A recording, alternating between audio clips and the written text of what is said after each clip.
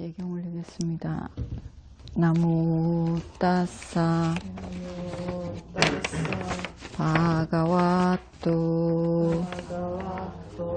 아라하또 삼마 삼부따싸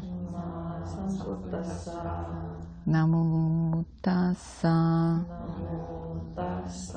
바가와또 아라하또 삼마 삼부따싸 나모 따싸 바가와또 아라하또 삼마 삼부따싸 부땅 사라낭 가차미 담망 사라낭 가차미 상강 사라낭 가차미 두띠얌피 부땅 사라낭 가차미 두띠얌피 담망 사라낭 가차미 두띠얌피 상강 사라낭 가차미 따띠얌피 부땅 사라낭 가차미 따띠얌피 담망 사라낭 가차미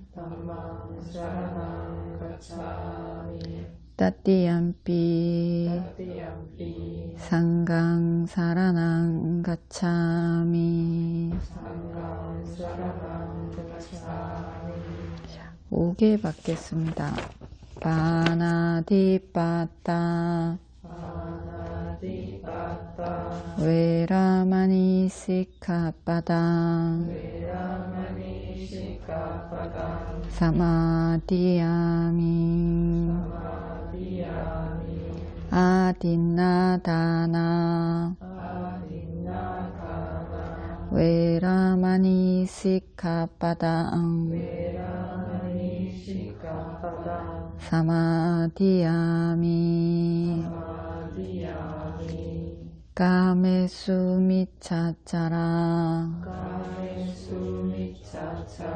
웨라마니 시카빠당 사마디야미 무사와다 웨라마니 시카빠당 사마디야미 수라 메라야 마짜빠마다타나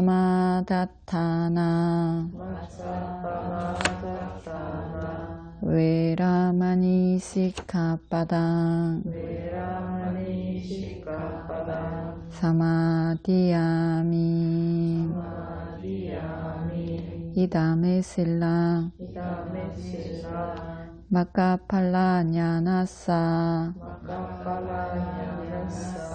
바짜요 호뚜 나의 지계공덕으로 도의 지혜, 과의 지혜를 얻는데 도움이 되기를 기원합니다.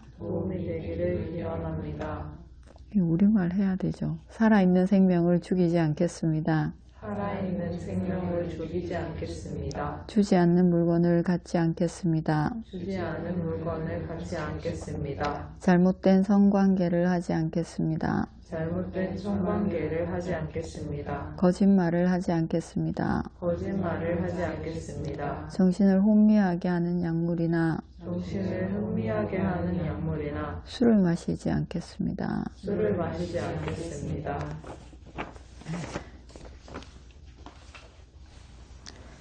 지난 시간에 마하뿌리사 알레칸나 부처님의 32가지 특징, 부처님과 전륜성왕의 32가지 특징에 대해서 조금 이야기했었습니다.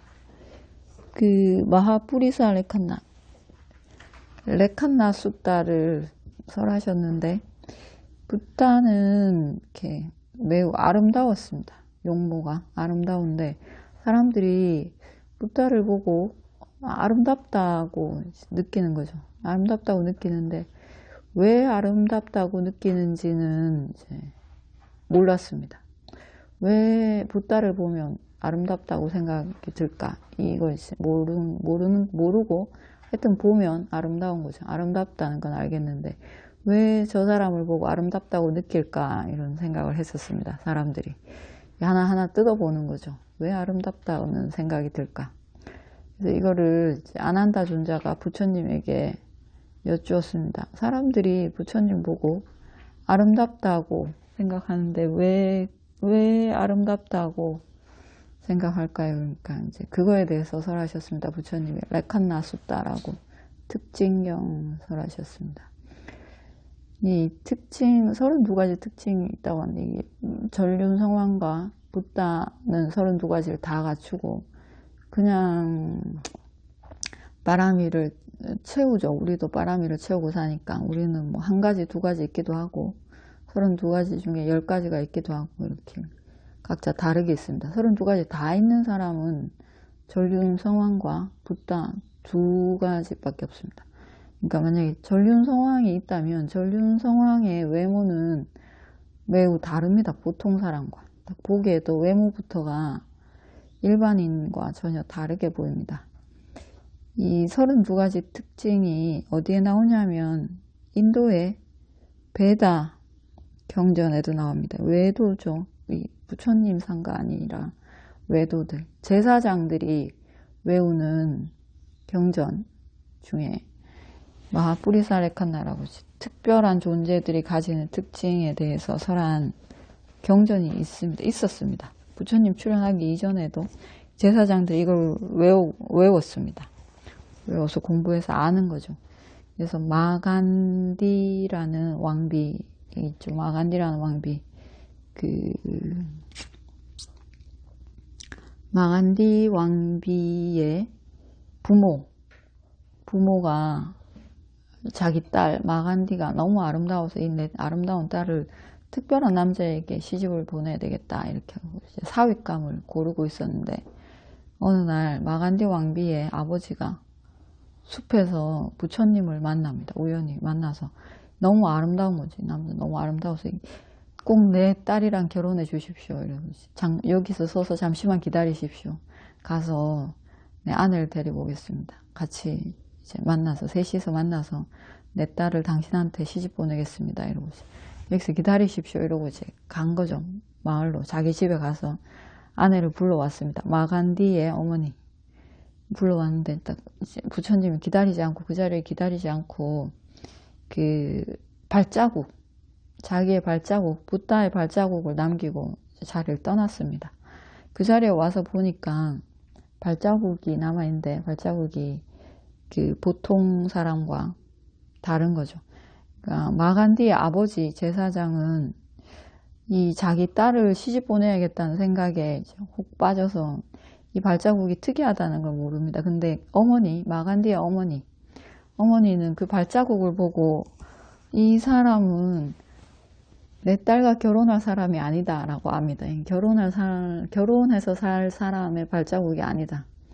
발자국이 부타의 발자국이니까 다르다는 것을 압니다. 그래서 이 사람이 지금 내 딸과 결혼할 사람이 아니라고 미리 압니다. 발자국을 보고도 미리 아는데, 그게 붓다가 출현하기 이전에도 제사장들은 자기들의 경전 안에서 알았습니다. 특별한 존재들은 어떤 특징이 있으면 이 존재는 앞으로 어떻게 될 것이다. 이 미래를 예측할 수가 있는 거죠.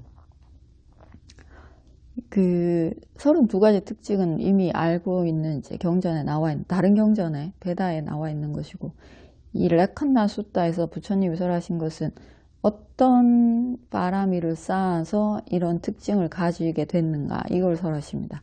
베다 경전에는 32가지 특징이 있다라는 것만 나오고, 어떤 바라미를 쌓으면 이런 특징을 가지게 되는지는 나와 있지 않습니다.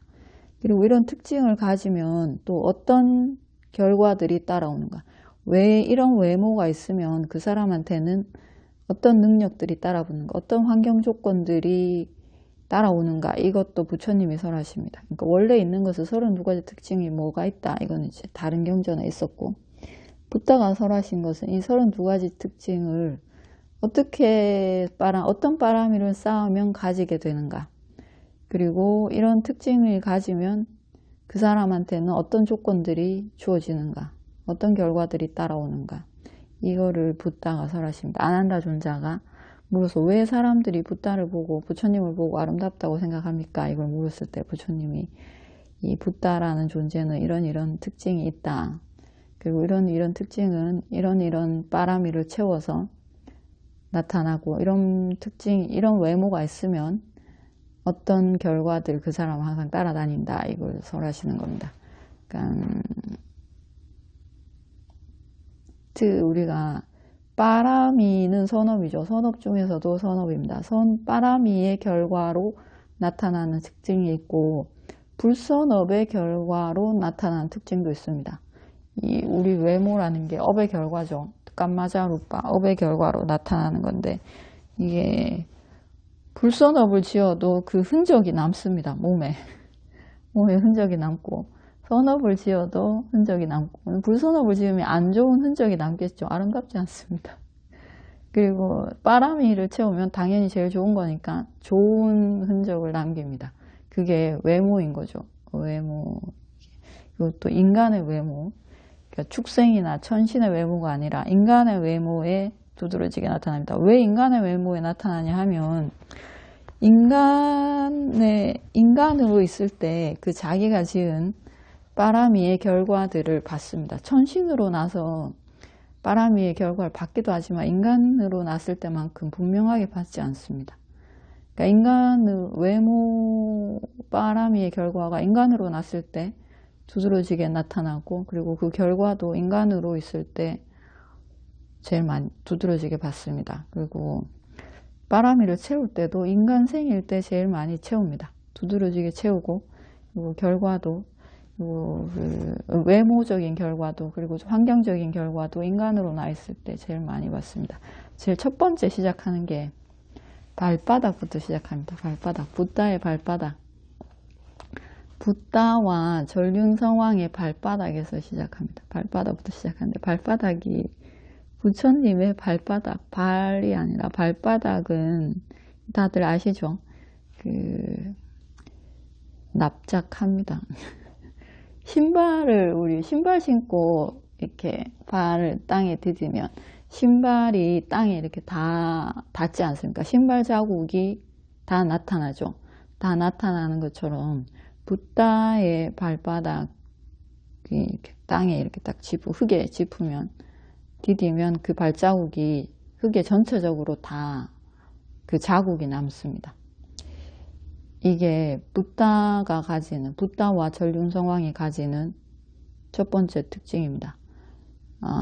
우리는 중간이 아치가 있기도 하고 뒤꿈치가 짧기도 하고 이렇게 다른데, 붓다나 전륜성왕들은 발바닥이 전체가 다 닿는답니다. 평발이지 않습니까? 하여튼 붓다의 발바닥은 다 닿습니다. 이렇게 발바닥이 땅에 전체적으로 고루 다 닿는 거죠. 다 닿게 되는 이 결과, 이 신체적인 특징을 어떤 빠람이를 채워서 이걸 가지게 되는가 하면 선업을 지을 때 아주 하다 말다 하지 않고 꾸준히 마음 변하지 않고 지속적으로 선업을 지으면 이렇게 발바닥이 전체적으로 다 닿는 이런 신체적인 특징을 가진답니다. 그러니까 뭐 우리는 어떨 때 하고 싶을 때는 하고 하기 싫을 때는 안 하죠. 하고 싶을 때는 하고 하기 싫을 때는 안 하고 잠 오면 안 하고 배부르면 안 하고 추우면 안 하고 더우면 안 하고 뭐 이렇게 이유가 있어서 이럴 때는 하고 저럴 때는 안 하고 어떨 때는 뭐 하여튼 이렇게 하다 말다 환경에 따라서 기회에 따라서 어떨 때는 하고 어떨 때는 안 하고 이러는데 그렇게 하는 게 아니라 내가 하기로 한 선업 보시면 보시 지게면 지게 수행이면 수행 이거를 하기로 한 거를 바꾸지 않고 이렇게 흔들리지 않고 꾸준히 합니다.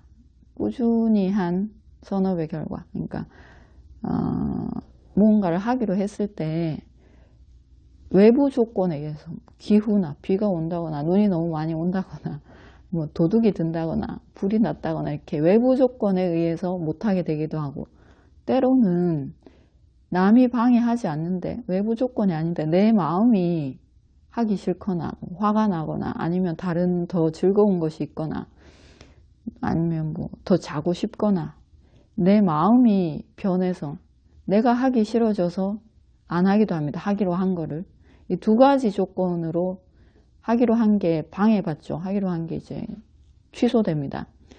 그렇지 않고 외부 조건에 의해서도 하기로 한 선업이 바뀌지 않고 내 마음이 변해서 하기로 한 게 바뀌지도 않고 두 가지로 다 어떤 조건으로도 변치 않고 계속하는 것. 이 선업을 지으면 이게 땅에 발을 딱 짚었을 때 발바닥이 땅에 다 닿는답니다. 발자국이 땅에 다 남는 거죠. 다 남습니다. 경전에는 6가지 딸 이야기죠. 6가지 성향이 있다는데 도사가 많은, 성냄이 많은 사람은 어떤 발자국을 가지냐면 뒤꿈치가 이렇게 뒤꿈치가 더 깊이 땅에 남습니다. 그러니까 걸을 때 뒤꿈치에 더 힘을 줘서 걷는다는 거죠. 신발을 보면 알 수 있죠. 신발 보면 이 사람이 어디부터 닳는지 보면 알 수 있습니다. 그러니까 뒤꿈치가 더 깊이 박히는 발자국을 남깁니다. 그리고 가래, 탐욕, 오욕락에 대한 욕심이 많은 사람들의 발자국은 옆으로, 그러니까 옆쪽이죠. 가운데는 닿지 않고 옆쪽과 뒤쪽이 더 자국이 많이 남는답니다. 그리고 어리석음이 많은 모하짜리다. 어리석음이 많은 사람들의 걸음걸이, 발자국이죠. 발자국이 남는다는 것은 그 사람의 걸음걸이이기도 하고 그 사람이 타고난 발 모양이기도 합니다. 그 발자국이 스치듯이 남습니다. 그러니까 정확히 남지 않고 이렇게 발을 걸을 때 확실하게 디디지 않고 스치듯이 힘없이 디딥니다. 힘없이 스치듯이 이렇게 디뎌서 발자국도 분명하게 남지 않고 스치듯이 남는답니다. 어리석음이 많은 성향의 사람들 그렇답니다. 이렇게 남는답니다. 그러면 이렇게 발자국이 정확하게 남는, 그러니까 전체적으로 싹 다 땅에 발자국이 남는 사람, 이런 특징을 가진 사람은 어떤 결과가 따라오는가 하면 어떤 사람도 이 사람을 이렇게 흔들 수 없습니다. 그러니까 나의 원수라는 거 외부의 원수도 있고 내부의 원수도 있죠. 그러니까 내부의 원수는 탐진치이고 외부의 원수는 뭐 다른 사람들이 될 수 있겠죠. 그러니까 뭐 적군이 될 수도 있고 다른 나라의 적이 될 수도 있고 이런 외부의 적과 내부의 적이 이 사람을 이길 수 없답니다. 그러니까 항상 적으로부터 침해받지 않고 이기는 거죠. 뭘 하려고 할 때, 뭔가를 할 때, 뭐 이래서 못했다 저래서 못했다 이런 말들이 나오지 않습니다. 그냥 하기로 한 거는 하는 거죠. 어떤 사람도 이 사람이 하려는 선업을 방해할 수 없습니다. 남도 방해를 할 수 없고 자기 자신도 방해할 수 없습니다. 자신의 이유로도 하기로 한 게 못하게 되지 않고 남에 의해서도 하기로 한 게 못하게 되지 않고 전쟁에 나가면 이기고 지지 않고 그렇게 된답니다. 이런 발을 가진 사람의 특징이 이거는 이거 하고 자 그 다음에 쌍유따니까야 합시다. 쌍유따니까야 지난 시간에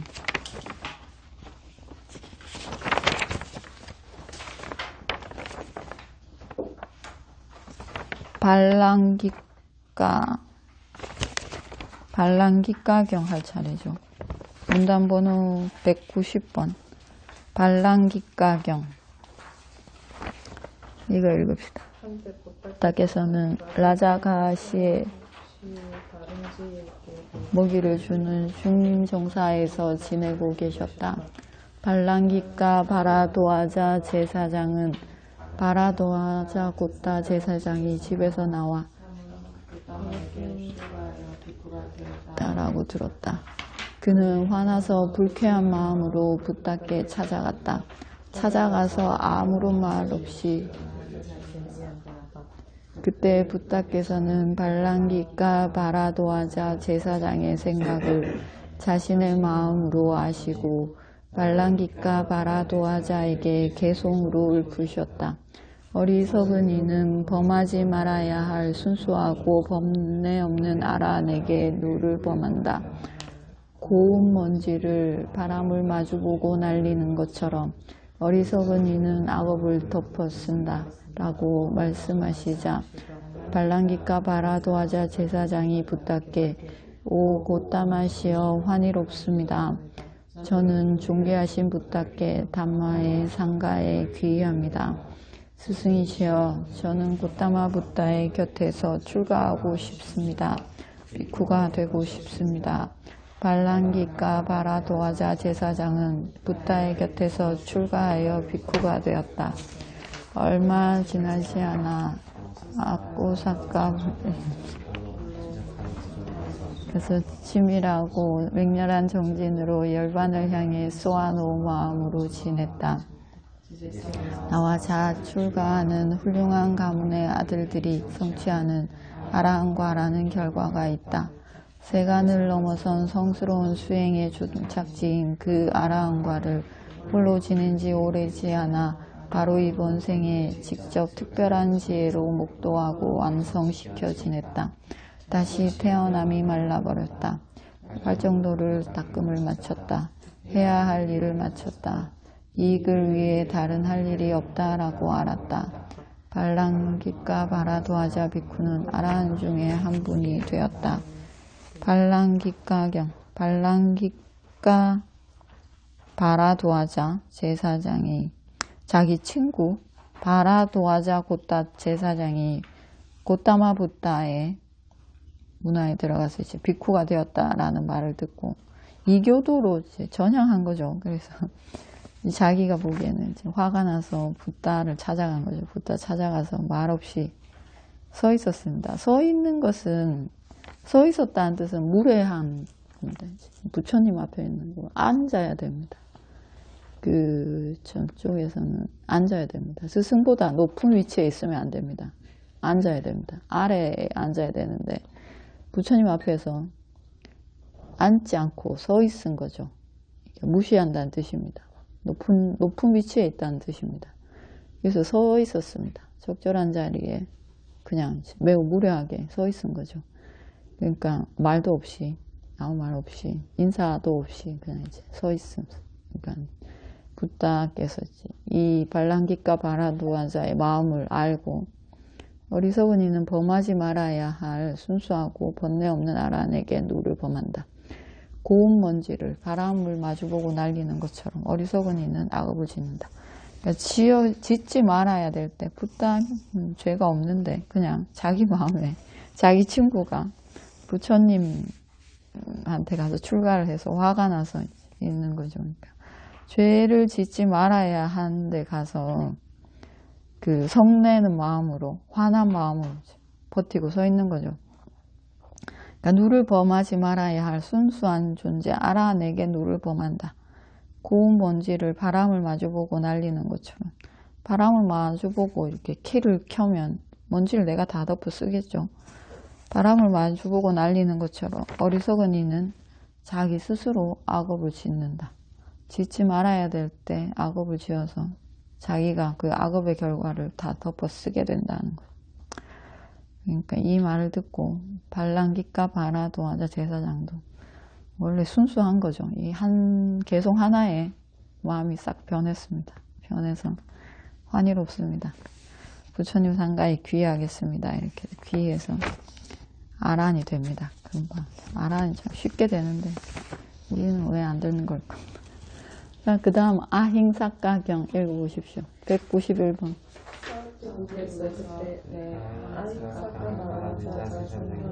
붓다께 다가갔다.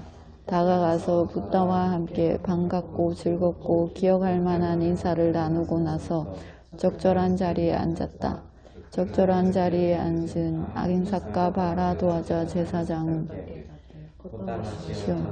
아행사가입니다 라고 아뢰었다. 어떤 상황으로 이름이 생긴다. 그 상황대로 네가 만약 된다면 너는 몸으로 말로 마음으로 괴롭히지 말라. 그러면 너는 아행사가가 된다. 어떤 이가 남을 괴롭히지 않는다면 그가 진정 아행사가이다 라고 말씀하시자 아행사가 바라도하자 제사장이 붓다께 오 고따마시오 환희롭습니다. 전에 없던 일입니다. 아행사가 바라도하자 존자는 아라한 중에 한 분이 되었다. 아행사가입니다. 아행사가 밑에 보면 뜻이 있습니다. 아는 하지 않는다 뜻이고 행사가 괴롭히다. 괴롭히지 않는다는 뜻입니다. 아행사카의 뜻이 이런 뜻이 있습니까? 아닙니까? 아힘사. 아힘사 맞습니다. 그겁니다. 아힘사 맞습니다. 아행사. 아행사입니다. 아행사가 붙이기도 합니다. 그래서 이 괴롭히지 않는 사람 이런 뜻입니다. 이름의 뜻이 자기 이름이 괴롭히지 않는 사람, 그러니까 연민심이 있는 사람이라는 뜻인 거죠. 괴롭히는 우리는 약자를 괴롭힙니다. 강자를 괴롭힐 수 없습니다. 약자를 괴롭히지 강자는 피하죠. 그래서 괴롭히지 않는다는 것은 약자를 보고 연민하는 마음이 있다는 뜻입니다. 불쌍히 여기는 마음이 있다는 뜻입니다. 아행사가 괴롭히지 않는다는 뜻은 연민하는 사람, 연민심이 있는 사람 이런 뜻입니다. 저는 아행사가입니다. 저는 아행사가입니다. 이렇게 자기 이름을 이야기한 거죠. 그러니까 이름의 뜻 그대로라면 괴롭히지 않는 사람, 연민하는 사람 이런 뜻이죠. 부처님이 어떤 상황으로 이름이 생긴다. 그 상황대로 네가 만약 된다면 너는 몸으로, 말로, 마음으로 괴롭히지 말라. 그러면 너는 아행사가가 된다. 어떤 이가 남을 괴롭히지 않는다면 그가 진정 아행사가이다. 괴롭히지 않으면 그게 아행사가이지. 네 이름이 아행사가라고 아행사가는 아니라는 거예요. 아행사가는 앙굴리마라의 이름입니다. 앙굴리마라의 원래 이름이 아행사가였습니다. 아행사. 앙굴리마라는 손가락으로 꽃 목걸이를 만들었대서 손가락으로 이 꽃 목걸이처럼 손가락을 앙굴리마라가 죽인 사람의 손가락을 잘라서 이렇게 꿰서 목걸이로 만들어서 목에 두르고 다녔습니다. 그래서 앙굴리마라이고 원래 이름은 원래 그런 연쇄살인범, 괴물이 되기 전에 이름은 아행사가, 괴롭히지 않는 사람이란 뜻입니다. 그러니까 이름이 그 사람을 말하진 않는 거죠. 그 사람을 뜻하진 않습니다. 괴롭히지 않으면 그가 진정 아행사가이다. 몸으로도 말로도 마음으로도 괴롭히지 않으면 그가 아행사과이지 네 이름이 아행사과라고 아행사과는 아니다 라는 거 하셨습니다. 그러니까 아행사과 바라도하자 제사장이 이제 바로 또 출가합니다. 바로 출가해서 홀로 지내다가 아란이 되었다. 그 다음 자따 숫다 읽어보십시오. 주님께서 그때 자타 바라도자 제사장이 부탁이 다가갔다. 다가가서 부다 함께 반갑고 즐겁고 기억할 만한 인사를 나누고서 적절한 자리에 앉았다. 적절한 자리에 앉은 자따 바라도하자 제사장은 부탁께 계송으로 하려었다. 안에서 얽히는 등불, 밖에서 얽히는 등불, 얽히는 집착이 중생을 얽맨다. 고타마 부탁께 그것을 묻습니다. 누가 이 얽매는 등불을 풀 수 있습니까? 자타 바라도자 제사장이 아뢰자. 타고난 지혜를 가진 이라도 명령과 지혜가 성숙한 기구는 지혜를 바탕으로 증가하는 상매와 바사나 지혜로 그 검토를 풀고 나간다. 아라는 가래도 성냄도 어리석음도 파괴했다. 아사와를 다한 아라한 그들은 덤불을 풀었다. 열반에서 정신도 물질도 성냄도 색계에 대한 생각도 남김없이 소멸했다. 거기에서 이 집착이라는 덤불이 잘렸다 라고 말씀하시자 자따 바라도하자는 부탁께 오 고타마시여 환희롭습니다. 전에 없던 일입니다. 자따 바라도하자 존자는 아란 중에 한 분이 되었다. 자따 바라도하자 제사장이 부처님한테 가서 앉았습니다. 예경 올리고 앉아있는데 부처님께 안에서 얽히는 덤불, 덤불, 밖에서 얽히는 덤불, 얽히는 집착이 중생을 얽어맨다. 고타마 부탁께 그것을 묻습니다. 누가 이 얽매는 덤불을 풀 수 있습니까? 누가 이 얽어매는 덤불에 들어가면 얽히죠. 덤불에 들어가면 덤불이 잡아당겨서 얽힙니다. 꼼짝달싹 못하게 얽히죠. 이 덤불을 누가 풀 수 있습니까? 그러니까 안에서도 엉키고 밖에서도 엉키는데 얽히는 집착이 중생을 얽매는데 누가 이 얽히는 집착 덤불을 풀 수 있습니까? 안에서 엉키는 거는 자기 마음, 내 마음 안에서 얽히는 겁니다. 밖에서 얽히는 거는 밖에 주변 환경, 조건들 있죠. 우리 해야 될 일이 많죠. 부모는 부모의 일이 있고 자식은 자식의 일이 있고 또 학생은 학생의 일이 있고 그리고 또 한 가지 역할만 하지 않습니다. 학생은 부모의 자식이고 또 학생이고 친구이고 여러 가지 조건으로 얽히는 덤불. 그리고 내 안에서 그런 게 없어도 남이 보기에는 아무 문제가 없어 보이는데 안에서 얽히는 덤불. 번뇌로 얽히는 덤불. 이렇게 안과 밖으로 얽히는 덤불이 중생을 올가맵니다. 올가매는데 이 올가매는 덤불을 누가 풀 수 있습니까? 누가 풀어줍니까? 이렇게 묻습니다. 부처님이 타고난 지혜를 가진 인간으로 맹렬한 노력과 지혜가 성숙한 비쿠는 지계를 바탕으로 증장한 지계가 먼저 있고 그 다음에 사마디, 삼매가 있고 윗바사나 지혜로 그 덤불을 풀고 나간다. 아라한은 가래도 성냄도 어리석음도 파괴했다. 아사와를 다 말려버린 아라한은 그 덤불, 안에서 얽히는 덤불, 밖에서 얽히는 덤불을 풀었다. 열반에서 정신도 물질도 성냄도 색계에 대한 생각도 남김없이 소멸했다. 거기에서 집착이라는 덤불이 잘렸다. 타고난 지혜를 누가 덤불을 풉니까? 안에서 얽힌 덤불과 밖에서 얽힌 덤불 두 가지 덤불을 누가 풉니까? 이러니까 부처님이 타고난 지혜를 가지고 그러니까 타고난 지혜가 있어야 된다.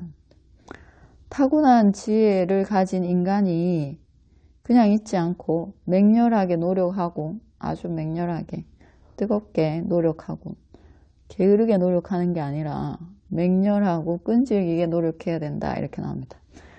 뜨겁게 잠시 노력하지 않고 끈질기게 노력해야 됩니다. 뜨겁게도 해야 되고 끈질기게도 해야 되고 맹렬하게 노력하는 지혜가 성숙한 맹렬하게 노력해서 지혜가 성숙한 비쿠가 지게, 개를 바탕으로 개가 일단 있어야지 사마디가 생깁니다. 개를 바탕으로 증장한 삼매 그리고 윗바사나 지혜 개가 있고 사마디가 있고 윗바사나 지혜가 있으면 그 덤불을 풀고 나간다. 안에서 얽히는 덤불도 밖에서 얽히는 덤불도 두 가지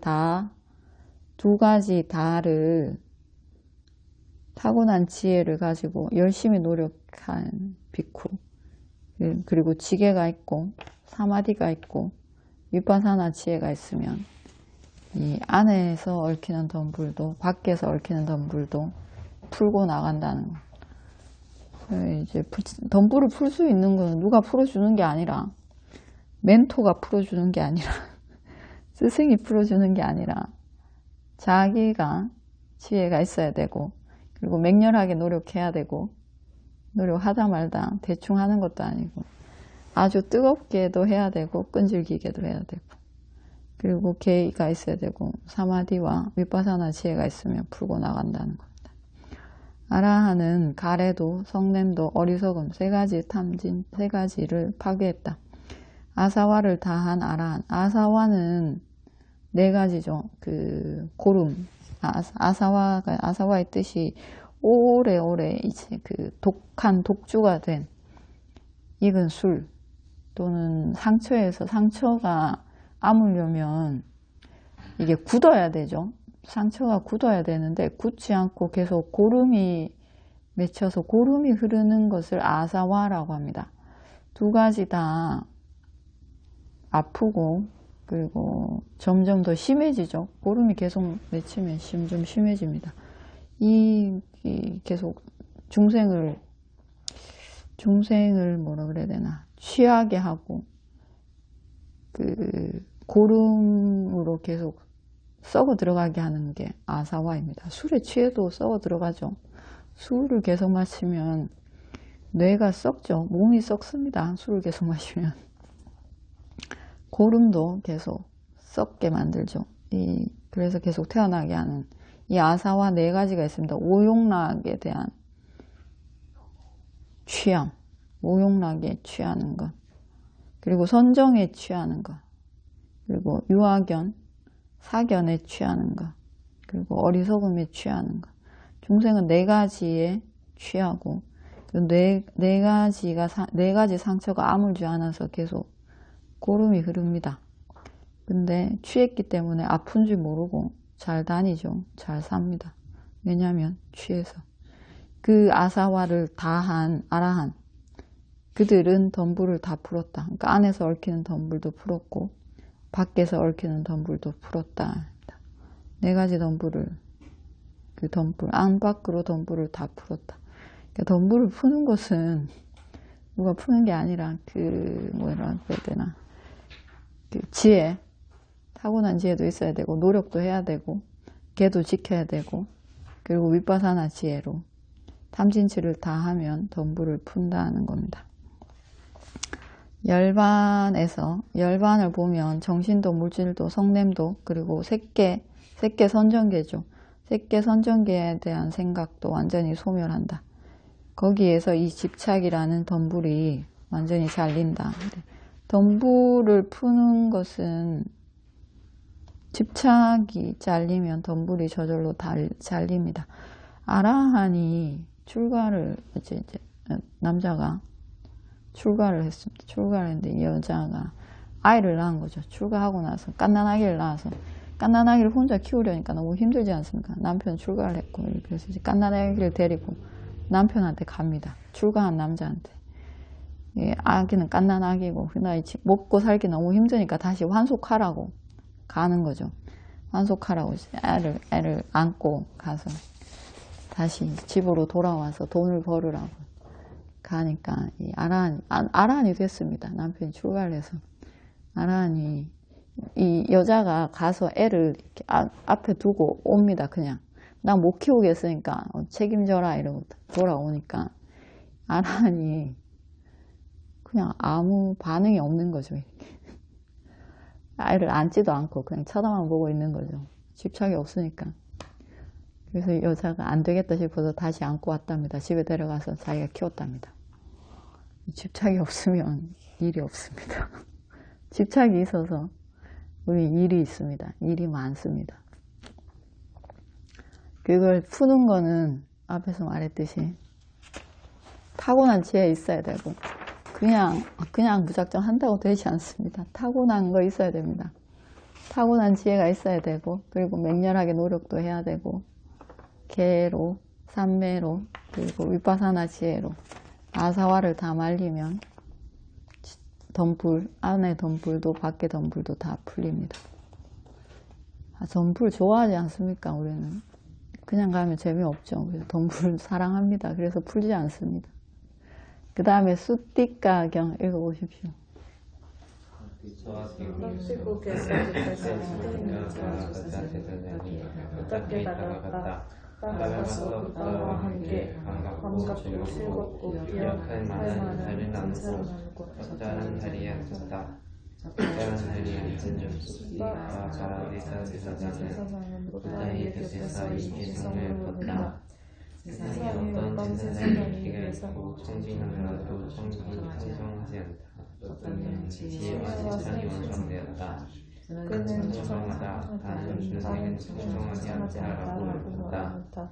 청정이란 말을 많이 쓰더라도 아니 본래로 썼고 탁하여 만만에 의지에 사는 이는 출산만으로 그 사람만이라고 할 수 없다.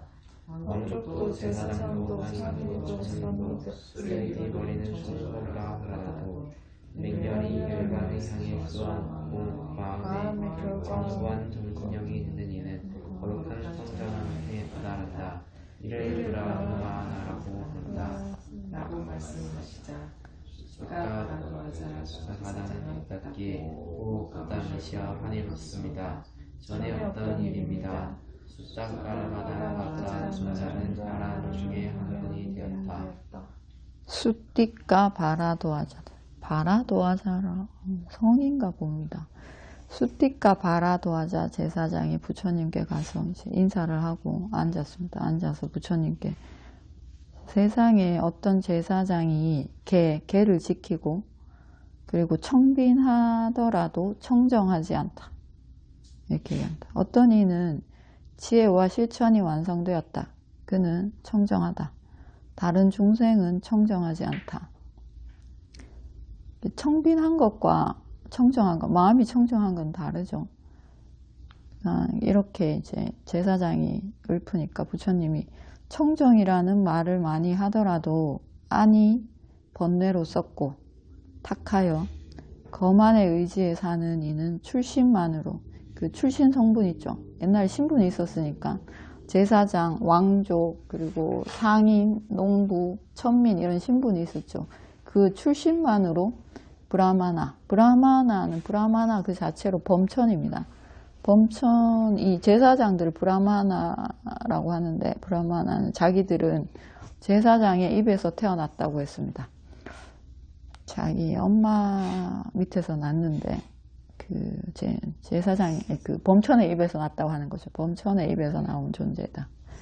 이렇게 얘기했습니다. 그 브라마입니다. 브라마의 뜻은 악업을 완전히 제거한 존재 이런 뜻입니다. 그 단어의 뜻이. 그리고 범천이란 뜻도 있죠. 범천계에 있는 범천. 그 출신 성분만으로 브라마나라고 할 수 없다. 청정이라는 말을 쓰더라도 안에 번뇌가 있고 그리고 거만하고 탁하고 그것에 의지하여서 사는 존재는 출신이 가문이 좋더라도 브라마나라고 할 수 없다. 왕족도 제사장도 상인도 천민도 그리고 쓰레기 버리는 청소부라 하더라도 맹렬히 열반을 향해서 쏘아놓은 마음 이거는 이제 열반을 얻으려고 노력하고 있는 거 말합니다. 윗바사나를 하고 있는 상태, 수행정진하고 있는 상태, 이 상태, 아직 열반을 보지 못했지만 열반을 향해서 가고 있는 사람, 열반을 향해서 쏘아놓은 마음에 견고한 정진력, 정진이 아주 튼튼한 거죠. 하다 말다 하지 않고 대충 하지 않고 아주 견고하게 튼튼하게 정진력이 있는 이는 거룩한 청정함에 도달한다. 그를 브라마나라고 한다. 어떤 신분인지 상관없이 왕족이든 제사장이든 상인이든 천민이든 쓰레기 버리는 청소부든 이런 직업이 그 시대에는 정해져 있었습니다. 그러니까 상인 계급에 태어나면 상인이고 천민에 태어나면 이런 직업밖에 아주 빨래하고 쓰레기 버리고 이런 직업밖에 가질 수 없습니다. 다른 직업을 가질 수 없었습니다. 부모가 누구냐에 따라서 그 직업만 가지는 거죠. 이런 직업 신분이라 하더라도 그가 열심히 팔정도를 닦으면 그는 열반에 도달하고 그를 브라마나라고 한다. 이렇게 말했습니다. 그러니까 이 수띠카 바라도아자 제사장이 부처님께 좀 출가합니다. 이 청빈하다와 청정하다는 다르죠. 청빈한 것은 이 수띠카 바라도아자 제사장이 계를 지키고 청빈하다고 했습니다. 그러니까 계를 지키고 살고, 계를 지킨다는 것은 말과 행실이 어느 정도 크게 불선업을 짓지 않는 겁니다. 그리고 청빈하다는 것은 검소하게, 건박하게 사는 거죠.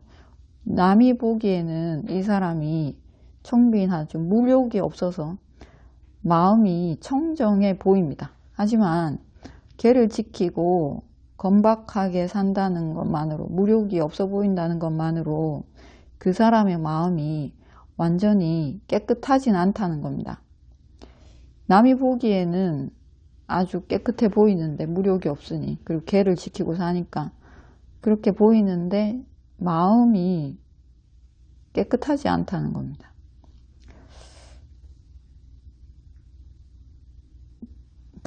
이제 대와다타 이야기를 보면, 대와다타는 부처님 상가 안에서 신통으로 11번째였습니다. 11번 신통이 좋았습니다. 그러니까 선정을 얻은 거죠. 선정을 얻어야지 신통을 얻을 수 있으니까 선정을 다 얻었습니다. 그리고 신통력도 11번째고. 근데 대와다타가 지옥으로 가죠. 산채로 지옥으로 바로 들어갑니다. 아주 나쁜 짓을 한 거죠. 할 수 있는, 이제 비쿠가 할 수 있는 최악의 악한 짓을 다 했습니다. 대와다타가. 대와다타는 무엇을 부처님께 청했냐면, 모든 비쿠들이 죽을 때까지 숲속에 있는 절에서 지내야 된댔습니다. 마을 옆에 있는 절, 마을 안에 있는 절이 아니라, 도시 안에 있는 절이 아니라 숲속에 있는 절에서 모든 비쿠가 다 죽을 때까지 거기서 지내야 된다 했습니다. 그리고 또 두 번째 뭐 했냐면, 모든 비쿠들이 다 탁발, 걸식해서 먹어야 된댔습니다. 어느 집에 초대해 가서 상을 차리고 이렇게 차려진 밥상을 받는 게 아니라 다 모든 비쿠가 죽을 때까지 다 걸식으로 이 생계를 유지해야 된다. 유지합시다. 이렇게. 세 번째 조건이, 모든 비쿠들이 다 버려진 가사, 쓰레기통에 버려진 가사 있죠. 뭐 피 묻고 아니면 낡고 이렇게 구멍 나고 이런 가사, 이런 천을 모아서 기워서 입는 가사입니다. 버려진 가사, 누더기 가사를 입어야 된다. 입읍시다. 이런 것이 모든 비쿠들이 다. 네 번째 또 뭐였냐면, 모든 비쿠들이 다 지붕이 있는 집에서 자지 말고 다 나무 밑에서 잡시다. 이랬습니다. 지붕이 있고 이렇게 바람이 가려지는 집이 아니라 나무 밑에서, 우리 다 나무 밑에서 죽을 때까지 이렇게 수행합시다. 다섯 번째가, 모든 비쿠들이 다 고기와 생선을 먹지 맙시다. 그러니까 다 채식하자. 이렇게 된 거죠. 이 다섯 가지를 모든 상가가 죽을 때까지 다 지킵시다. 이 보기에는 청빈한 겁니다. 그쵸? 다섯 가지 다 모두 다 모든 비쿠들이 다 이거 5가지 다 지키고 삽시다. 부처님 상가, 곧다마 붓다 상가 전부 다 이걸 지키고 삽시다. 왜냐하면 이건 다 청빈한 거니까 이거 다 지키면 매우 고결해 보입니다. 이렇게 살도록 합시다. 이러니까 부처님이 아니다. 그렇게 모든 비쿠에게 다 그렇게 하라고 할 수 없다. 하고 싶은 비쿠는 해도 되는데 할 수 없는 비쿠는 이걸 다 지킬 필요 없다. 이렇게 얘기했습니다. 그러니까 대화다다가 부처님은 그 무력이 너무 많다 이럽니다. 부다는 무력이 너무 많으시군요. 욕심이 많아. 라바삭다라 물질 예경 욕심이 너무 많다 이러면서 이제 자기 무리를 이끌고 나갑니다. 상가 분열을 한 거죠. 그 대화다다 이 5가지 했습니다. 5가지 했는데 대화다다의 마음은 아주 썩어 있었죠. 5가지를 청빈해 보이고 계를 지키는 것과 마음의 청정함은 다른 것입니다. 이거 청빈해 보이지 않더라도 대화다다만큼 청빈하지 않더라도 마음은 대화다다보다 훨씬 더 깨끗할 수 있습니다. 그러니까 겉으로 보는 것과 그 성인인가 성인이 아닌가 알 수가 없는 거죠. 본분은 알 수가 없습니다. 그리고 대화다다가 이렇게 나쁘게 된 원인이 있다고 합니다. 왜 이렇게 지옥에 갔을까? 지옥으로 바로 떨어지게 된 원인. 첫 번째가 사악한 바람이 있었습니다. 대화다다는 자기가 대화다다는 선정을 얻었으니까 그리고 출가를 했으니까 선한 마음이 있어서 출가를 했을 거 아닙니까? 그리고 선정을 얻은 것도 신통을 얻은 것도 선한 마음이 있어야지 얻을 수 있습니다. 선한 마음이 있었는데 보시를 받고 나쁜 마음이 생겼어요. 무력이 생겼습니다. 무력이 생겨서 자기가 부처님 자리를 자기가 차지하면 나한테 더 많은 보시가 들어오지 않을까 이렇게 생각한 이 바람이 있었습니다. 그 보시를 더 많이 받고 상가에 붓다의 자리를 차지하고 싶은 전략으로 5가지 매우 청빈함을 제시한 거죠. 그러니까 속마음과 행동은 전혀 다릅니다. 의도와 행동은 다르게 나타납니다. 사악한 바람이 있었습니다. 그리고 나쁜 친구가 있었죠. 대화다다를 옳다고 하는 대화다다의 친구들, 도반들이 있었습니다.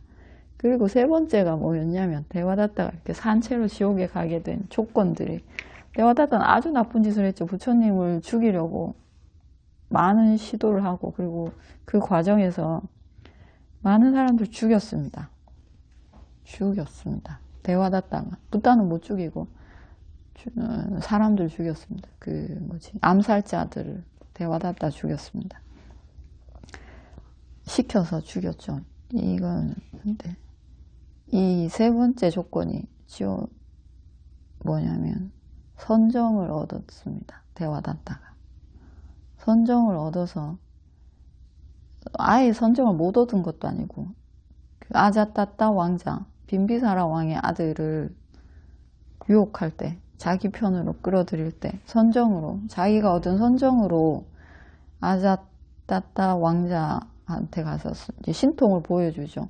그리고 아자따따 왕자가 자기한테 오게 합니다. 자기한테 보시하게 만듭니다. 선정으로 선정을 아예 그러니까 대화다다는 지혜가 있는 사람이었습니다. 노력을 하면 수다원이 될 수 있는 존재인데 이 수다원이 될 수 있는 지혜가 있어야지 선정도 얻을 수 있습니다. 그 선정을 얻은 것 이게 지옥에 가게 된 조건 중에 하나입니다. 선정을 아예 못 얻었으면 지옥에 갈 만큼 나쁜 짓을 할 수도 없었습니다. 어정쩡하게 수행을 한 거죠. 그리고 수다원이 안 된다는 게 되게 무서운 겁니다. 수행을 제대로 하지 못한 건 되게 무서운 겁니다. 선정을 얻었고 나쁜 소원이 있었고 그리고 나쁜 무리들 자기 도반들도 있었고 그리고 선정을 얻은 것 수행이 좀 된 것 이게 지옥에 가게 되는 원인이 됐습니다. 대화다다 왕족이죠. 삭기야 왕족이었습니다. 뭐지? 야소다라의 오빠죠. 야소다라 오빠입니다. 야소다라의 오빠이고 왕족이고 왕자였습니다. 뭐 선정도 얻었고. 근데 지옥에 갔죠.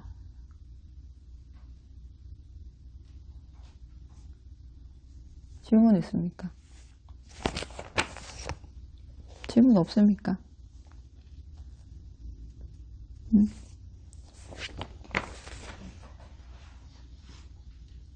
질문 없습니까? 악기가경 읽어볼까요? 194쪽. 그때 부탁드리는 나자가 시를 가ran지에 머리를 전문사에서 지내셨다. 그때 아기가 바라도하자 제사장이 그를 경배하리라. 그를 제단으로 가리라 하며 우유 중에 뼈를 섞으며 준비하고 있었다. 그때 부탁께서 아침 일찍 아랫가사를 고쳐 입으시고 바루와 가사를 수하시고 라자가 성에 걸식하러 들어갔다. 라자가 도시 안에서 걸식을 위해 차례대로 집집마다 다녀서 아기가 바라도하자의 집에 도착했다. 도착해서 적당한 자리에 서 있었다. 아기가 바라도하자 제사장이 걸식하기 위해 서 있는 붓다를 보았다. 보고서 붓다께 개송을 읊었다. 어떤 제사장은 3가지 지혜를 완성했다. 태생도 깨끗하다. 많은 경전을 들어서 통달했다. 그는 지혜와 실천이 완성되어 이 버터를 섞은 우유죽을 먹을 수 있다 라고 제사장이 읊었다. 정정이라는 말을 쓰더라도 아니 번뇌로 썼고 탁하며 거만을 두르고 사는 이는 태생으로 브라마나라고 할 수 없다. 어떤 비쿠는 전생의 오운을 안다. 전생과 사학처도 본다. 그뿐만 아니라 다시 남이 끝난 아라한과에 도달했다. 그 붓다는 통찰로 도의 일을 완성했다. 그는 3가지 지혜로 3가지 지혜가 있어서 브라마나라고 한다. 그 브라마나는 지혜와 수행이 완성되어 이 우유죽을 먹어야 한다. 라고 붓다께서 개송으로 화답하셨다. 고타마 존자시여 드소서. 존자만이 진정한 브라마나입니다. 난 개송을 읽고 얻은 우유죽을 먹어서는 안 된다. 이렇게 먹는 것은 현인들의 전통이 아니다. 붓다들은 개송을 외워주고 얻은 밥을 버린다. 성인들의 특징이 있다면 그들의 생계가 바른 생계이다. 사마귀에 의지하여 혐오스러움은 소멸시키고 모든 일을 마친 아라한을 다른 밥으로 음료로 주스로 모셔라. 맞다. 그 아라한이 선업의 밭을 원하는 이의 밭이다. 라고 말씀하시자 아기가 바라도하자 제사장이 붓다께 오 고타마시여 환희롭습니다. 전에 없던 일입니다. 아기가 바라도하자 존자는 사람 중에 한 분이 되었다. 아기가 이름이 아기가 바라도하자 제사장. 이 불의 제사 지냈습니다. 조로아스트교죠. 조로아스트교 불의 제사 지냈습니다. 불을 피우고 꺼트리지 않고 불이 계속 유지되도록 버터를 던지고 또는 그 장작을 던지고 그리고 불쏘시개를 가지고 다녔습니다. 그 도구들이 필요했습니다. 이 사람들. 아기가 바라도하자 제사장이 불에 경배를 하고 났는데 부처님이 탁발하기 위해서 가셔서 아기가 바라도하자 제사장 집 문 앞에 선 거죠. 제사장이 제사 지내고 나서 3가지 지혜를 완성했다.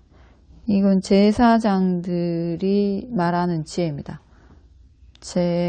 제사장들이 말하는 지혜가 있습니다. 그들의 지혜는 경전, 베다 경전 3가지를 달달 외우는 겁니다. 제사장들도 나름 청정하게 살았습니다. 원래 제사장들은 태어나서부터 이제 글을 배우기 시작할 때부터 시작해서 48살까지 경전을 배운답니다. 이들의 경전이 있는 거죠. 이제 아주 어린 나이면 빨리 신동쯤 되면 빨리 경전을 배우겠죠. 우리나라 옛날에 왜 사서삼경을 몇 살에 뺐다 하는 그 정도. 근데 보통 48살까지 베다 경전을 외운답니다. 다 배우는 거죠. 아주 많은 경전을 다 배웁니다. 그들이 말하는 그 세 가지 지혜입니다. 경전에 아주 통달한 것, 다 외우고 능숙하고 이런 것. 이 세 가지 지혜를 완성했다. 그리고 태생, 신분, 그러니까 가문이 깨끗하다는 것은 어머니대로 위로 7대, 아버지대로 위로 7대가 피가 섞이지 않은 전부 다 순수 혈통 브라ಹ만을 태생이 깨끗하다고 합니다. 이 태생이 깨끗하고 그리고 많은 경전을 들어서 통달했고 지혜와 실천이 완성되고 이런 이들은 버터를 섞은 우유죽을 먹을 수 있다. 자기 제사 지내고 남은 우유죽을 먹을 수 있다는 거죠. 그러니까 이렇게 얘기하니까 부처님이 청정이라는 말을 쓰더라도 안이 번뇌로 썼고 안에 마음에 번뇌가 있고 탐진치가 있고 그리고 거만하면 그는 태생이 그러니까 가문이 브라마 제사장이라 하더라도 브라마나 범천 그러니까 깨끗하니 악업을 제거한 존재라고 할 수가 없다. 어떤 비쿠는 전생의 오온을 알고 천상계와 사악처를 보고 그리고 다시 태어남이 끝난 아라한과에 도달했다. 이 존재를 이렇게 통찰로 도의 일을 완성했다. 이 세 가지, 그러니까 전생의 오온을 보고 사악처와 천상계를 보고 천신의 눈을 이야기합니다. 전생을 본다는 것은 뿌빼니와사 누사띠 숙명통 전생을 보는 거죠. 이 전생들을 중생의 이 전생을 보고 그리고 태어남이 끝났다는 것은 아사와카야 아까 말한 아사와가 완전히 다 마른 겁니다. 그러니까 아라한이죠. 아라한과 이 세 가지 지혜를 말합니다. 부처님 상가에서 붓다의 사사나 안에서 세 가지 지혜라는 것은 이 제사장들이 말하는 세 가지 베다 경전을 다 외운 게 아니라 이 세 가지 그러니까 숙명통 전생을 보고 그리고 뒷받잡고 천안통이 있고 그리고 아사와가 다 마른 상태 그러니까 즉 아라한 과를 얻은 것 이 세 가지 지혜라고 합니다. 제사장들이 말하는 그 지혜 경전을 달달 외울 수 있는 걸 말하지 않고 경전을 외우는 걸 말하지 않고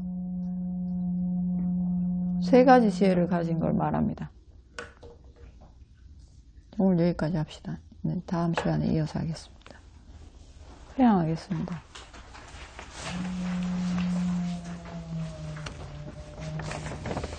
밖에서 이거 아사와카야 합시다. 이 다음에 분양 아사와카야 와항호뚜 이 다음에 분양 니빠나사 빠짜요 호뚜 맘마 분야 바강 사빠사따낭 바제미